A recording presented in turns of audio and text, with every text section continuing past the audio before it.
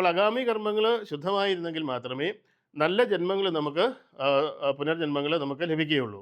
അപ്പോൾ നല്ല പുനർജന്മങ്ങൾ ലഭിക്കുകയും ഉന്നതമായ രീതിയിലേക്ക് നല്ല രീതിയിലുള്ള ഒരു പരിവർത്തനത്തിലൂടെ കടന്നുപോയി ഉന്നതമായ ജീവിതങ്ങളെ അല്ലെങ്കിൽ ഉന്നതമായ ജന്മങ്ങളെ നമുക്ക് നേടിയെടുക്കണമെന്നുണ്ടെങ്കിൽ തീർച്ചയായിട്ടും നമ്മൾ ഇന്ന് ഇവിടെ ആയിരിക്കുന്ന സമയത്ത് ഏറ്റവും നല്ല കർമ്മങ്ങൾ അനുഷ്ഠിക്കുകയും ഏറ്റവും സാത്വികമായ കർമ്മങ്ങൾ അനുഷ്ഠിക്കുകയും ആ കർമ്മങ്ങൾക്കനുസരിച്ച് നമ്മളിവിടെ നിലനിൽക്കുകയും തീർച്ചയായിട്ടും നമുക്ക് അടുത്ത ജന്മങ്ങളിലേക്ക് നമ്മൾ കടന്നു പോകുമ്പോൾ ഇവിടെ നിന്ന് നമുക്ക് കൊണ്ടുപോകാനുള്ള ഒരേ ഒരു കാര്യമെന്ന് പറയുന്നത് നമ്മളിവിടെ അനുഷ്ഠിക്കുന്ന കർമ്മങ്ങളാണ്.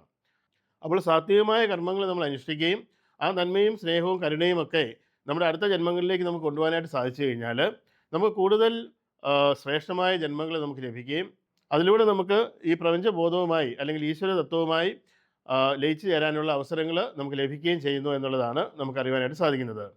അപ്പോൾ എന്നെ കേട്ടുകൊണ്ടിരിക്കുന്ന നിങ്ങൾ ഓരോരുത്തരും നിങ്ങളുടെ കർമ്മങ്ങളെ ശരിയായ രീതിയിൽ പരിശോധിക്കുക. അങ്ങനെ ശരിയായ കർമ്മങ്ങൾ അനുഷ്ഠിച്ചുകൊണ്ട് നമുക്ക് അടുത്ത ജന്മങ്ങളിലേക്ക് നമുക്ക് കടന്നു പോകാം. അങ്ങനെ ആ ശുദ്ധമായ കർമ്മങ്ങളെ അനുഷ്ഠിച്ചുകൊണ്ട് ആ ഒരു മോക്ഷത്തിലേക്ക് അല്ലെങ്കിൽ കൈവല്യത്തിലേക്ക് അല്ലെങ്കിൽ സമാധിയിലേക്കൊക്കെ കടന്നു പോകാനുള്ള അവസരങ്ങൾ നിങ്ങൾക്ക് ഓരോരുത്തർക്കും ഉണ്ടാവുന്നതാണ്. അതിനായിട്ട് നമുക്ക് നമ്മുടെ ഇന്നത്തെ കർമ്മങ്ങളെ ശരിയായ രീതിയിൽ നിരീക്ഷിക്കുകയും ആ കർമ്മങ്ങളെ ശരിയായ രീതിയിൽ ചിട്ടപ്പെടുത്തുകയും സാത്വികമായ കർമ്മങ്ങളെ അനുഷ്ഠിക്കുകയും ചെയ്തുകൊണ്ട് നമുക്ക് ഉന്നതമായ ഒരു ജീവിത അവസ്ഥയെ നമുക്ക് സൃഷ്ടിക്കുവാനായിട്ട് സാധിക്കും.